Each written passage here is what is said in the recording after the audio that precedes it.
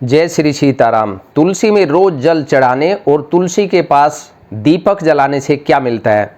एक बार की बात है, देवी सत्यभामा भगवान श्री कृष्ण के पास आती हैं और उनसे पूछने लगती हैं कि स्वामी, आप नित्य तुलसी को जल देते हैं और देवी रुक्मणी नित्य तुलसी के पास दीपक जलाती हैं, इसके पीछे क्या कारण है, क्या रहस्य है। मुझे तुलसी जल देने और तुलसी के पास दीपक जलाने का महत्व बताइए।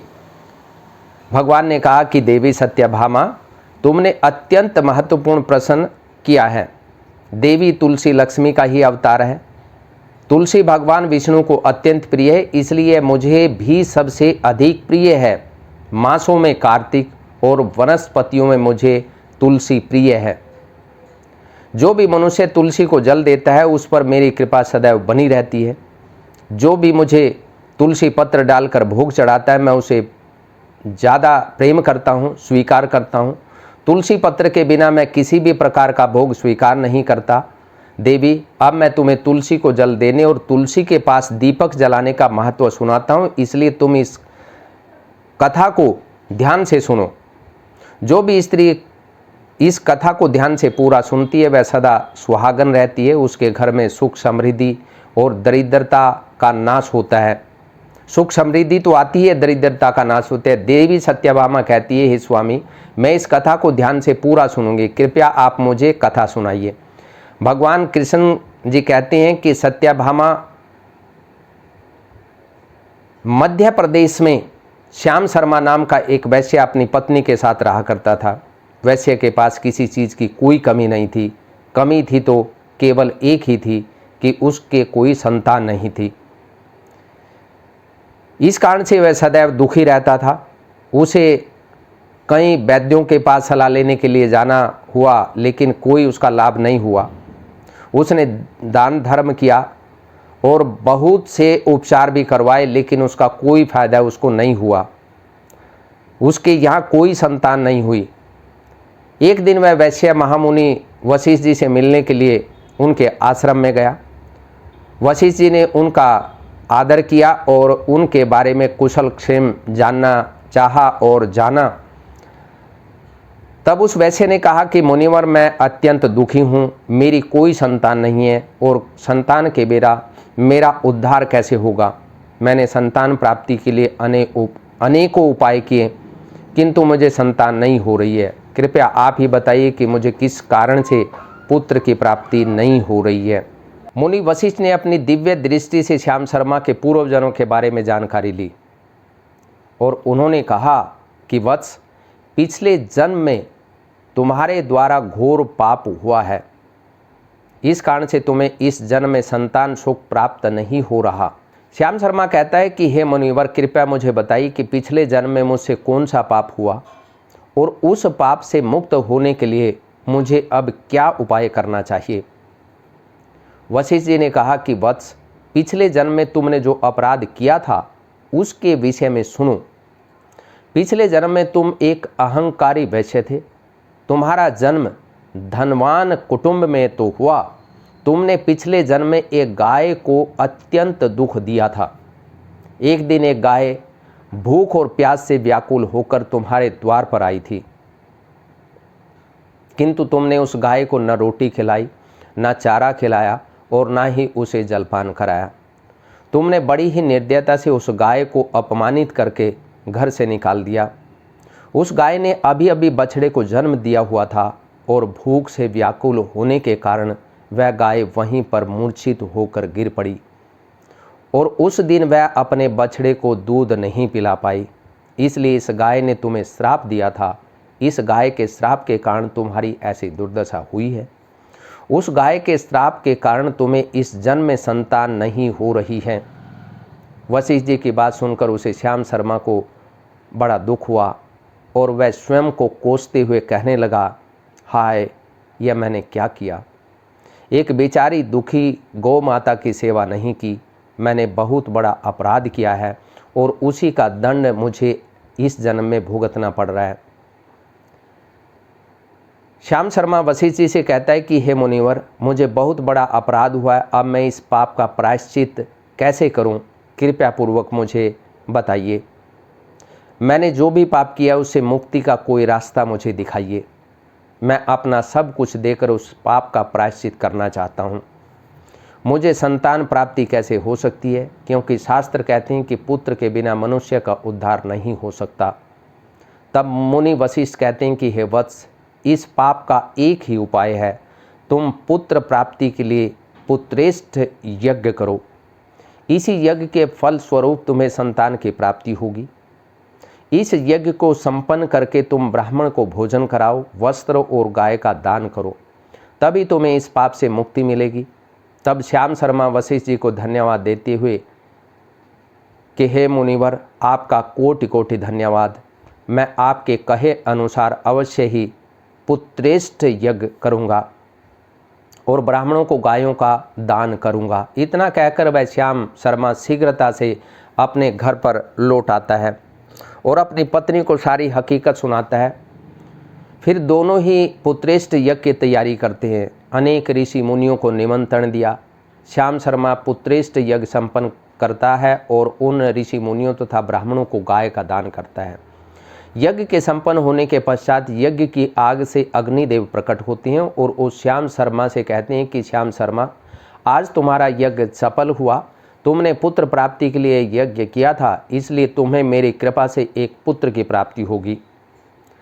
किंतु तुम्हारे पुत्र की आयु केवल 18 वर्ष ही होगी और 18 वर्ष समाप्त हो जाने के पश्चात तुम्हारे पुत्र की मृत्यु हो जाएगी। इतना कहकर अग्निदेव अंतर्ध्यान हो गए। पुत्रेष्ठ यज्ञ करके और अग्निदेव के पुत्र का वरदान प्राप्त करके वह श्याम शर्मा बहुत प्रसन्न तो हुआ, किंतु उसे बड़ा दुख भी हुआ। श्याम शर्मा ने सोचा कि पुत्र न होने से अच्छा है कम आयु वाला पुत्र ही ठीक है। फिर वह पहले की तरह अपने कार्य में लगा रहा। कुछ दिनों के पश्चात उसकी पत्नी ने गर्भ धारण किया। श्याम शर्मा ने पुत्र के जन्म से पूर्व किए जाने वाले सभी संस्कार किए और फिर उसे एक अत्यंत सुंदर पुत्र की प्राप्ति हुई। वह बालक बड़ा ही तेजस्वी दिखाई पड़ रहा था। श्याम शर्मा ने पुत्र के जन्म के बाद किए जाने वाले सभी संस्कार किए और पुत्र को गुरुकुल में शिक्षा प्रदान की। श्याम शर्मा का पुत्र जैसे जैसे बड़ा होने लगा, श्याम शर्मा को बहुत अधिक चिंता सताने लगी। फिर जब वह उसका पुत्र 16 वर्ष का हुआ तो श्याम शर्मा की पत्नी ने उससे कहा कि अब हमें अपने पुत्र का विवाह कर देना चाहिए। हमारा पुत्र अब विवाह के योग्य हो गया है। श्याम शर्मा ने कहा कि हे प्रिय, विधि के विधान के अनुसार हमारे पुत्र की आयु केवल 18 वर्ष ही है। 18 वर्ष के पश्चात हमारे पुत्र की मृत्यु हो जाएगी, इसलिए हमें इसका विवाह करके किसी कन्या के जीवन को बर्बाद नहीं करना चाहिए। वह तो 2 वर्षों बाद विधवा हो जाएगी, फिर उसे जीवन में अनेक कष्ट सहन करने पड़ेंगे। लेकिन श्याम शर्मा की पत्नी नहीं मानी। वह अपने पुत्र का विवाह होता देखना चाहती थी। श्याम शर्मा की पत्नी कहती है कि हे नाथ, कुछ भी हो, मैं अपने पुत्र को अविवाहित मरते हुए नहीं देख सकती। हमारे पास किस चीज़ की कमी है? हमारी पुत्र वधू इस संपत्ति को प्राप्त करके सुखी जीवन जी सकती है। इसलिए अब आप संकोच न करें और हमारे पुत्र के लिए सुंदर कन्या की खोज करें। अपनी पत्नी के मन के आगे श्याम शर्मा की एक नहीं चली और फिर वह पुत्र के विवाह के लिए मान गया। उसने पास ही के नगर में रहने वाले एक अत्यंत गरीब वैश्य की पुत्री के साथ अपने पुत्र का विवाह संपन्न किया। श्याम शर्मा की बहू का नाम सुभद्रा था। वह अत्यंत गुणवान, चरित्रवान और पतिव्रता नारी थी। वह अपने पति के मृत्यु की बात को नहीं जानती थी। सुभद्रा नित्य अपने सास, ससुर और अपने पति की सेवा करने लगी। वह सभी के साथ बड़े प्रेम से रहती और कभी किसी की आज्ञा का उल्लंघन नहीं करती थी। उसने अपनी मधुर वाणी और कार्य कुशलता से सभी के मन को जीत लिया। 2 साल बीत गए और फिर वह समय निकट आ गया जब श्याम शर्मा की पुत्र की मृत्यु होने वाली थी। श्याम शर्मा को बड़ा भय लगने लगा। फिर एक दिन उसने अपनी बहू को बुलाया और उसे क्षमा मांगते हुए कहने लगा कि पुत्री, तुम मुझे क्षमा कर देना, मैंने तुम्हारे साथ बड़ा अन्याय किया है। सुभद्रा ने कहा, ससुर जी, आप ऐसा क्यों कह रही हैं? आप मुझसे क्षमा किस लिए मांग रहे हैं? क्यों लज्जित हो रहे हैं? आप मुझे लज्जित मत कीजिए, मैं आपकी पुत्री हूँ। कृपया आप संकोच न करते हुए आपके मन में जो भी बात है वह कहिए, मैं आपकी आज्ञा का पालन अवश्य करूँगी। फिर श्याम शर्मा कहने लगे कि पुत्री, तुम कल्याणी हो, तुम एक महान पतिव्रता हो, किंतु मेरे पुत्र के साथ तुम्हारा विवाह होने से पूर्व मैंने तुमसे एक बात छुपाई है। हमें पुत्र की प्राप्ति पुत्रेष्ठ यज्ञ करने के बाद हुई थी और अग्निदेव ने हमें यह कहते हुए पुत्र प्राप्ति का आशीर्वाद दिया था कि हमारे पुत्र की आयु केवल 18 वर्ष होगी। 18 वर्ष के बाद हमारे पुत्र की मृत्यु हो जाएगी। अपने ससुर की बात सुनकर सुभद्रा ने कहा, हे ससुर जी, बस इतनी सी बात, आप चिंता न कीजिए। मैं आपको वचन देती हूँ कि आपकी पुत्रवधू मैं कभी विधवा नहीं होंगी। आपके पुत्र के प्राणों की रक्षा करूँगी। आप बस मुझे एक दीपक, जल का घड़ा और एक गाय ला कर दीजिए। मेरे पति के प्राणों की रक्षा इन्हीं से होगी। सुभद्रा की बात सुनकर श्याम शर्मा को बड़ा आनंद हुआ और वह कहने लगा, हे बहू, जैसी तुम्हारी इच्छा, मैं तुम्हें वह सब चीज़ ला कर देता हूँ। इतना कहकर श्याम शर्मा ने अपनी बहू को वह तीनों चीज़ें ला कर दी। फिर जब वह दिन निकट आ गया जिस दिन सुभद्रा के पति की मृत्यु होने वाली थी, उस दिन सुभद्रा ने सुबह उठते ही तुलसी को जल चढ़ाया और उसे प्रणाम करते हुए तुलसी के पौधे पर एक चुनरी बांधी और तुलसी माता से प्रार्थना की कि तुलसी माँ, मैं आपको चुनरी चढ़ा रही हूँ, कृपया अब तुम ही मेरे सुहाग की रक्षा करना। फिर सुबह के समय यमराज का एक दूत श्याम शर्मा के पुत्र के प्राण लेने के लिए उसके घर पर आया। जैसे ही वह घर में प्रवेश करने लगा, तब तुलसी के पौधे ने उसे रोक दिया और कहा, हे यमदूत, इस घर में निवास करने वाली स्त्री ने मुझे चुनरी चढ़ाई है और इसलिए अब इसके सुहाग की रक्षा मैं कर रही हूँ। तुम इसके घर में प्रवेश नहीं कर सकते। इतना कहकर तुलसी ने यमराज के उस दूत को घर आने से रोक दिया। वह दूत भयभीत होकर सुभद्रा के पति के प्राण लिए बगैर ही यमपुरी लौट गया। यमपुरी में जाकर उसने यमराज से कहा, हे धर्मराज, मैं धरती लोक पर एक पुरुष के प्राण लेने के लिए गया था, किंतु तुलसी के पौधे ने मेरा रास्ता रोका। उस तुलसी के पौधे के कारण मैं घर में प्रवेश नहीं कर पा रहा हूँ। इस बात पर यमराज को बड़ा क्रोध आ गया। फिर उन्होंने अन्य 2 दूतों को बुलाया और कहा कि तुम अब शाम के समय सुभद्रा के घर पर जाओ। जब तुलसी का पौधा सो रहा होगा, तुम उसके पति के प्राण लेकर यमलोक आ जाओ। फिर शाम के समय यमराज के 2 दूत सुभद्रा के घर की ओर निकल पड़े। सुभद्रा ने शाम होते ही तुलसी के पास एक दीपक जला दिया और उससे प्रार्थना की, हे दीपक, अब तुम ही मेरे पति के प्राणों की रक्षा करो। यहाँ के दूत मेरे पति के प्राण देने के लिए आ रहे हैं। फिर शाम को गई, तुलसी का पौधा सो गया और यमराज के 2 दूत सुभद्रा के घर के सामने आकर खड़े हो गए और सोचने लगे, अब तो इस मनुष्य के प्राण लेकर ही हम यमपुरी जाएंगे। जैसे ही यम के दूत सुभद्रा के घर में प्रवेश करने लगे, तुलसी के पास लगाए हुए दीपक ने उनका रास्ता रोक दिया और कहा, हे दूतों, तुम अब इस सुभद्रा के पति के प्राण नहीं ले जा सकते। उस स्त्री ने मुझे प्रज्वलित करके उसके पति के प्राणों की रक्षा के लिए प्रार्थना की है, इसलिए अब मैं उसके पति के प्राणों की रक्षा कर रही हूँ। इसलिए तुम आज उसके पति के प्राण नहीं ले जा सकते। तुम यहीं से लौट जाओ, नहीं तो मैं सब कुछ जलाकर भस्म कर दूंगी और मेरी अग्नि में तुम दोनों भी जलकर भस्म हो जाएंगे। उस दीपक की बात सुनकर यमराज के दोनों दूत अत्यंत भयभीत हो गए और फिर से लौटकर यमराज के पास चले गए। वहां पर जाकर उन्होंने यमराज को सारा वृतांत सुनाते हुए कहा, हे यमराज, आपकी आज्ञा का पालन करते हुए हम दोनों शाम के घर उस पुरुष के प्राण लेने के लिए गए थे, किंतु तुलसी के पास लगाए हुए दीपक ने हमारा रास्ता रोक दिया, इसलिए हम खाली हाथ ही लौट आए हैं। यह सुनकर यमराज को बड़ा क्रोध आया। फिर उन्होंने अन्य 4 दूतों को बुलाया और कहा, अब तुम सुबह उस सुभद्रा के जागने से पहले जाओ और उसके पति के प्राण लेकर आ जाओ। यमराज की आज्ञा पाकर दूत सुबह सुभद्रा के घर की तरफ जाने लगे, लेकिन उधर सुभद्रा ने रात को ही घर के दरवाजे के सामने जल से भरा हुआ लोटा रख दिया और उससे प्रार्थना की, मेरे पति की रक्षा कीजिए।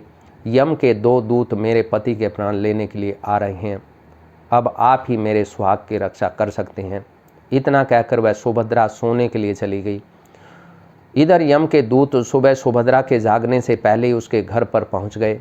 जैसे ही वह घर के अंदर प्रवेश करने लगे, तब उस लोटे के अंदर भरे हुए जल ने कहा, तुम रुक जाओ, अब तुम इस घर में प्रवेश नहीं कर सकते। यह घर अब मेरी सुरक्षा में है। मैं सुभद्रा के पति के प्राण तुम्हें लेकर जाने नहीं दूंगा।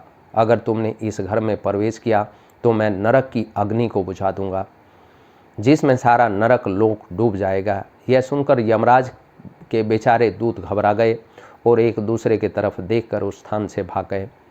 वे सभी यम के दूत यमराज के पास लौट आए और उनसे कहने लगे, हे धर्मराज, आपकी आज्ञा का पालन करने के लिए हम चारों सुबह सुभद्रा के जागने से पहले ही उसके पति के प्राण लेने के लिए पहुंच गए थे, किंतु सुभद्रा के घर के बाहर रखे हुए जल के लोटे ने हमारे मार्ग को रोक लिया।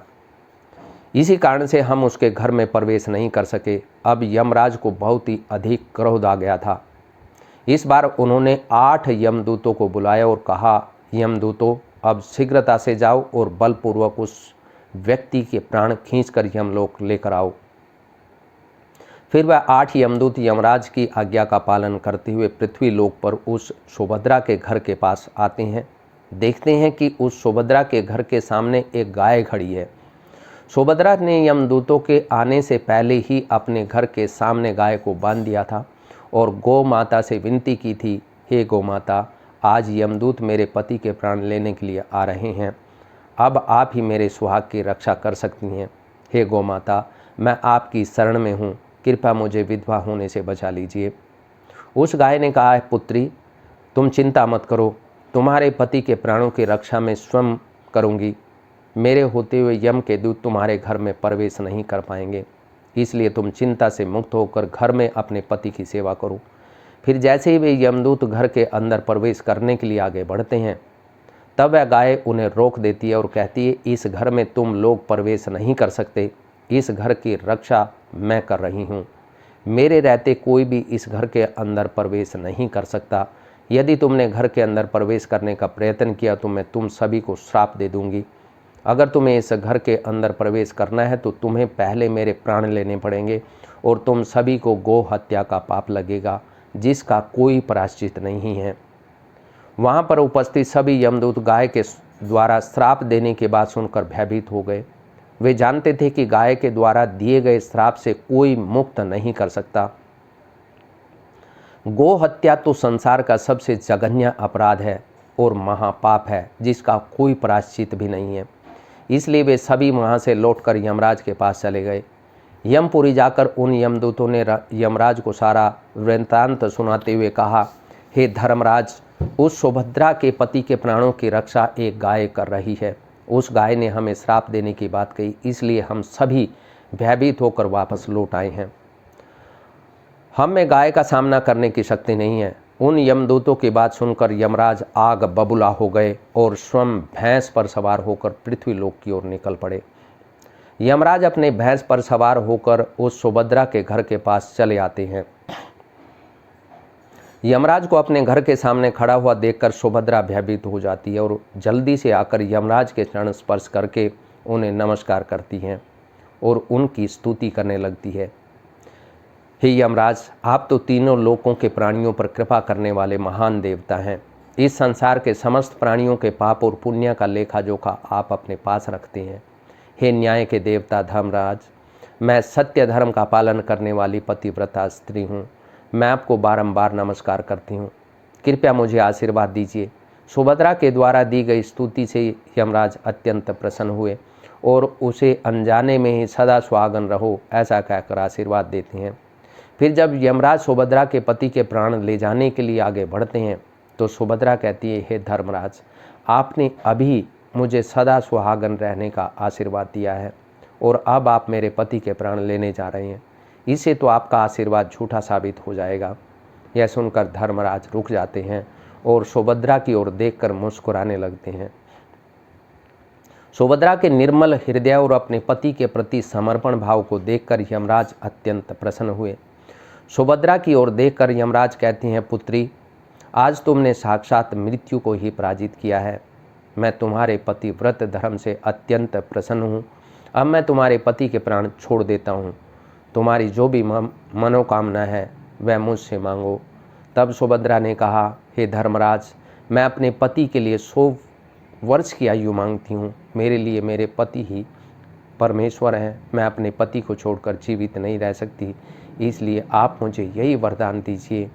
तब यमराज प्रसन्न होकर कहते हैं, तथास्तु हे कल्याणी, आज से जो भी स्त्री अपने घर के सामने तुलसी का पौधा लगाती है, तुलसी के पास शाम को दीपक जलाएगी, जिस घर के सामने गाय बंधी होगी और जो स्त्री अपने घर के सामने जल का लोटा रखती है, उसके घर में कभी भी दूत प्रवेश नहीं करेंगे। इतना कहकर यमराज उस स्थान से अंतर्ध्यान हो गए। भगवान श्री कृष्ण कहते हैं कि हे देवी, इस प्रकार से उस सुभद्रा ने अपने पति व्रता धर्म का पालन करके उसकी मृत्यु को टाल दिया था। इसलिए जो भी स्त्री अपने घर के सामने तुलसी का पौधा लगाती है, रोज शाम को तुलसी के पास दीपक जलाती है, उसके घर में मृत्यु प्रवेश नहीं करती।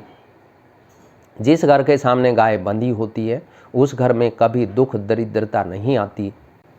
हे कल्याणी, आज से जो भी स्त्री अपने घर के सामने तुलसी का पौधा लगाएगी, तुलसी के पास शाम को दीपक जलाएगी, जिस घर के सामने गाय बंधी होगी और जो स्त्री अपने घर के सामने जल का लोटा रखेगी, उसके घर में कभी भी अकाल मृत्यु के लिए दूत नहीं आएंगे।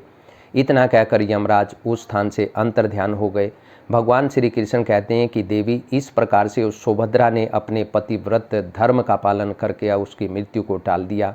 जो भी स्त्री अपने घर के सामने तुलसी का पौधा लगाएगी, रोज शाम को तुलसी के पास दीपक जलाती है, उसके घर में अकाल मृत्यु प्रवेश नहीं करती।